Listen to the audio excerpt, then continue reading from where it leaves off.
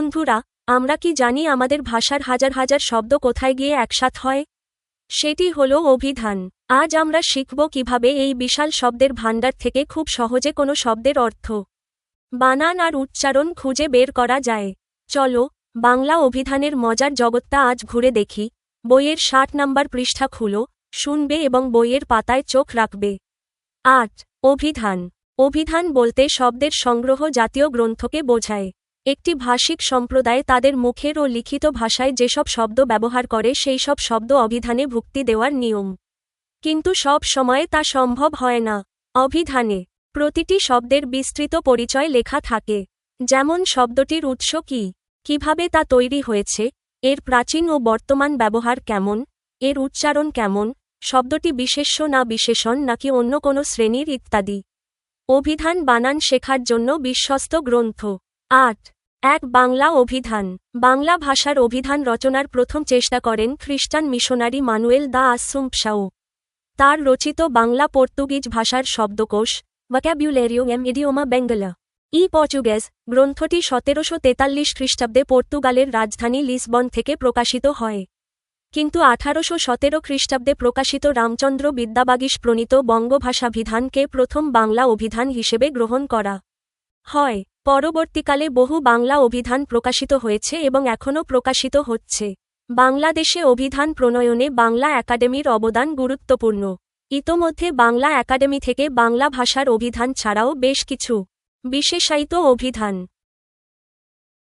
যেমন বানান অভিধান, উচ্চারণ অভিধান, বিজ্ঞান অভিধান, ঐতিহাসিক অভিধান, বাংলা ইংরেজি দ্বিভাষিক অভিধান ইত্যাদি প্রকাশিত হয়েছে। ৮. ২. অভিধানে শব্দভুক্তির নিয়ম, বর্ণানুক্রমিক শব্দ সাজানো। অভিধানে শব্দ সাজানোকে বলা হয় ভুক্তি। সব ভাষার অভিধানেই শব্দের এ ভুক্তি নির্দিষ্ট ভাষার বর্ণক্রম অনুসারে হয়। বাংলায় ১১টি স্বরবর্ণ এবং ৩৯টি ব্যঞ্জনবর্ণ রয়েছে, যেমন স্বরবর্ণ অ আ ই উ ঊ ঋ এ ঐ ও ঔ। ব্যঞ্জনবর্ণ ক খ গ ঘ উম চ ছ জ ঝ ই ট ঠ ড ধ ন ত থ দ ধ ন প ফ ব ভ ম জ র ল শ শ ষ হ র র অ ৎ। অভিধানে এই ক্রম ঠিক এভাবে অনুসরণ করা হয়নি। সামান্য কিছু বৈচিত্র্য এক্ষেত্রে রয়েছে। বাংলা অভিধানে গৃহীত বর্ণানুক্রম নিম্নরূপ: অ আ ই উ ঊ ঋ এ ঐ ও ঔ। ক খ গ ঘ উম চ ছ জ ছ ই ট ঠ ড র ধ র ন ত থ দ ধ ন প ফ ব ভ ম জ অ র ল শ শ শ হ।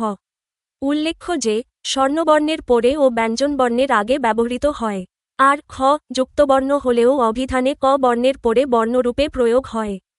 যুক্তাক্ষরের বর্ণানুক্রম: কক, কট, কোক্ত, খ, কস, অগ্ন, গধ, অঙ্ক, মক্ষ, ঙক, অঙ্গ, অঙ্ঘ, ঙম, ওচ, অচ্ছ, যজ, যচ, জো, অঞ্চ, অঞ্জ, আঞ্ঝ, অট্ট, দড, অট, অন্থ, অণ্ড, অন্ন, তু, অথ, দোগ, উদ্দ, ধো, এন্ট, নট, এন্ড, নয়তয়, নথ, ইন্দ, অন্ধ, অঙ্ন, নো, পোট, অপ্প, পস, জো, বদ, অব্ধ, মোপ, মোফ, নোব, মোভ, মো, এল্প, লগ, এল্ট, এল্প, লো, অল্ল।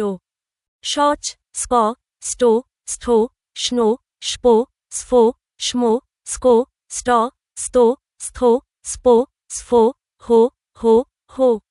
কার চিহ্ন: ফলা চিহ্ন, রেফ, জফলা, রফলা। অভিধানে ব্যবহৃত বর্ণানুক্রমিক শব্দ। বাংলা অভিধানের শব্দগুলো যেভাবে বর্ণানুক্রমে সাজানো হয়েছে তার কিছু নমুনা নিচে উল্লেখ করা হল। অ অনাথ, অনাথ, বিন এতিম, মা বাবা এবং অভিভাবক নেই যেসব শিশুর। অবনী, অবনী, বিরল, অবনী, বি পৃথিবী, ধরা, জগৎ। আ আক্কেল, আক্কেল, বি এক, বুদ্ধি, বিবেচনা, কাণ্ডজ্ঞান। উ উনুন, উনুন, বি চুলা। ক কিচিরমিচির, কিচিরমিচির, বি ক্ষুদ্র পশু পাখির একসঙ্গে কোলাহল ধ্বনি। কুমোর, কুমোর, বি কুম্ভকার, মাটি দিয়ে পুতুল, পাত্র, প্রতিমা তৈরি করা যাদের পেশা। খ খিড়কি, খিড়কি, খিড়কি, বি জানালা। বাতায়ন। গ গচ্ছা, গছা, বি অনর্থক অর্থদণ্ড, ক্ষতিপূরণ। ছ ছিন্ন, ছিন্ন, বিন ছেঁড়া। ছোপ, ছোপ, বি রঙের পোচ। ড ডাগর ডাগর বিন বৃহৎ বড় ডাগর চোখ ডাগর মেয়ে ত তারিফ তারিফ বি প্রশংসা বাহবা তেজস্বী তেজস্বী বিন শক্তিশালী তেজময় দ দরবার দবার বি রাজসভা জলসা দিব্যি দিবি বিন ভালোভাবে উত্তম চমৎকার পরিষ্কার করে ন নিখিল নিখিল বিন সমগ্র পুরো সমুদয় নিরানন্দ নিরাননিন্দা বিন আনন্দহীন বিষণ্ণ অসুখী নিয়তি নিয়তি বি ভাগ্য অদৃষ্ট নসিব স শীর্ণ শীর্ণ বিন কৃশ ক্ষীণ রোগা স সচরাচর সচরাচর কৃবিন সাধারণত প্রায়শ বেশিরভাগ ক্ষেত্রে বাংলা অভিধানের সারসংক্ষেপ অভিধান কি এটি শব্দের সংগ্রহ জাতীয় গ্রন্থ যেখানে শব্দের উৎস অর্থ উচ্চারণ এবং ব্যাকরণগত শ্রেণী যেমন বিশেষ্য বা বিশেষণ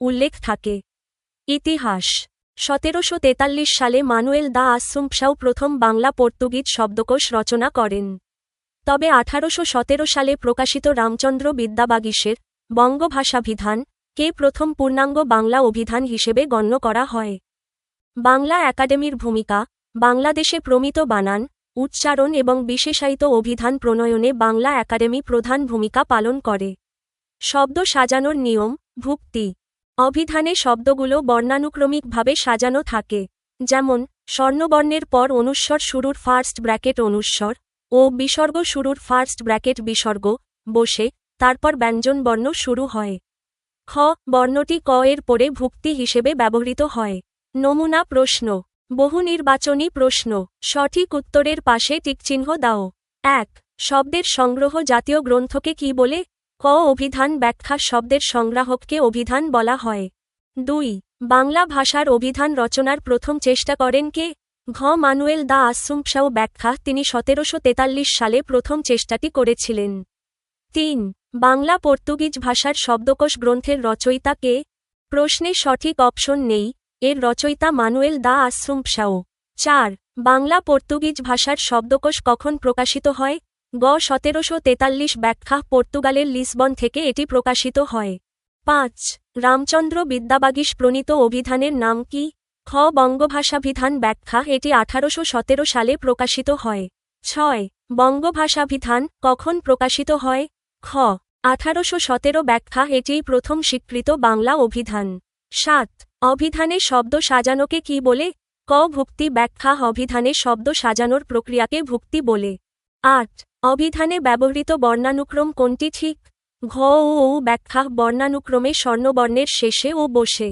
৯ যুক্তাক্ষরের বর্ণানুক্রম কোনটি ঠিক গ এন্ড এন্ড নট নয়তয়স্থ ব্যাখ্যা বর্ণানুক্রম অনুযায়ী ব্যঞ্জনবর্ণের সিরিয়াল এখানে ঠিক আছে ১০ অভিধানে ব্যবহৃত বর্ণানুক্রমিক শব্দ কোনটি ঠিক ঘ নিখিল সচরাচর ব্যাখ্যা ন বর্ণটি স বর্ণের আগে আসে তাই এই ক্রমটি সঠিক আপনারা আমাদের ভুলগুলো কমেন্টে জানাতে পারেন যদি উপকৃত হন তবে সাবস্ক্রাইব করুন ভিডিওটি শেয়ার করুন এবং বন্ধুদের সঙ্গে জানিয়ে দিন আমাদের আয়োজন এমনভাবে পরিকল্পনা করা হয়েছে যাতে শিক্ষার্থীরা কোনো গাইড বই ছাড়াই নিজস্বভাবে আনন্দের সঙ্গে শিখতে পারে এবং জ্ঞান অর্জন করতে পারে ধন্যবাদ।